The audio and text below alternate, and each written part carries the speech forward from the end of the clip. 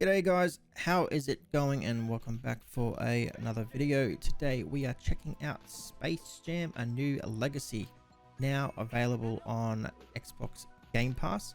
It is not available for general release until 15th of July, but if you do have Game Pass, you can now get it via the Xbox Game Pass perks.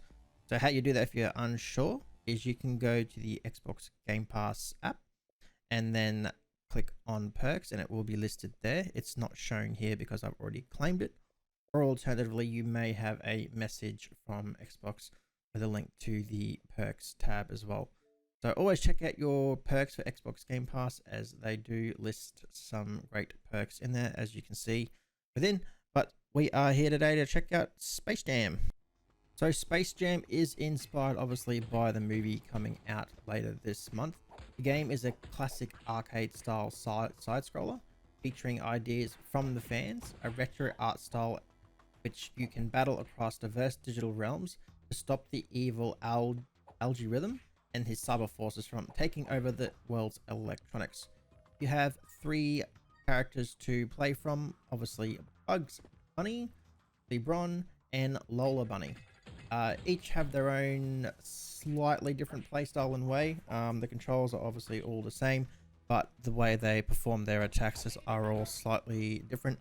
And I found even towards the end of my play, I was still discovering new little moves to obviously try and take out the enemies.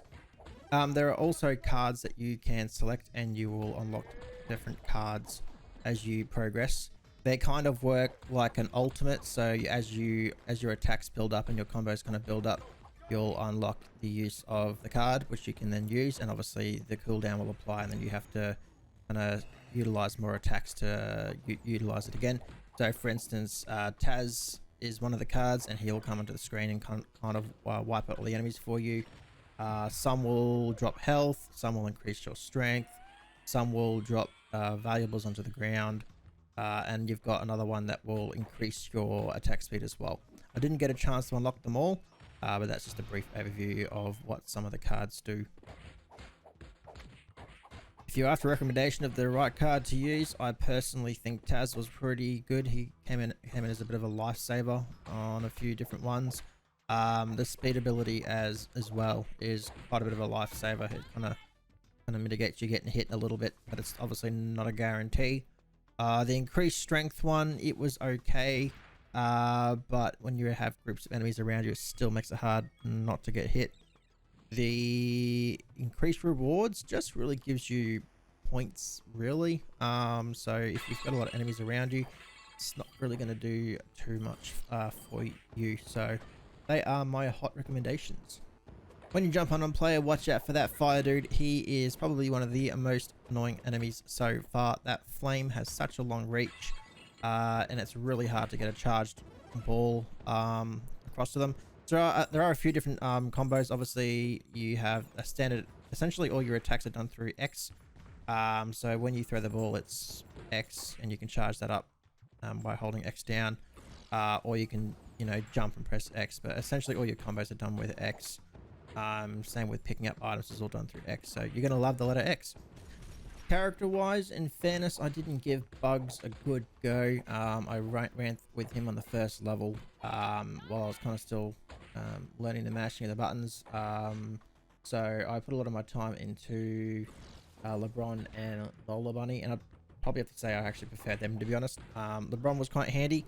I discovered a little sliding move that he has. I don't know if all the other characters had the same move. Again, I was just discovering random moves accidentally by pressing buttons towards the end, so I kind of accidentally discovered that little sliding move. But I didn't mind Lola Bunny's attacks too, when she brings out the pan and the fish and all that. That was quite funny. Once you complete each zone, obviously you've got the boss to take down. You've just essentially got to figure out their attack style and navigate around it and take them down. I got as far as the third boss, so some of the footage you've seen is kind of repeat, in the sense of I got stuck on that one maybe 3 or 4 times before I had to kind of put the game down for a bit, just due to time. So I think I had about 3 or 4 attempts at that level that I was on, and I am yet to get that one done. So I was getting a little bit stuck, so I will go back and conquer it. But yeah, so we took on the Brow. The Brow wasn't too bad to take on once we figured out attack style. I just found taking him out with the ball and charging it up was the best way to go about it. The next one that we took on was the White Mamba. So that is where I'm going to leave you guys. I'm going to leave you guys with some no commentary on this boss fight. So overall, I did enjoy the game. It is a great little arcade to play, especially if you've got Game Pass. And why not go check it out if you have got Game Pass? If not, you will have to wait till the 15th to check it out. But until then, guys, I hope you guys have enjoyed the video. Be sure to leave a like on it if you have. And until next time, guys. Catch you later.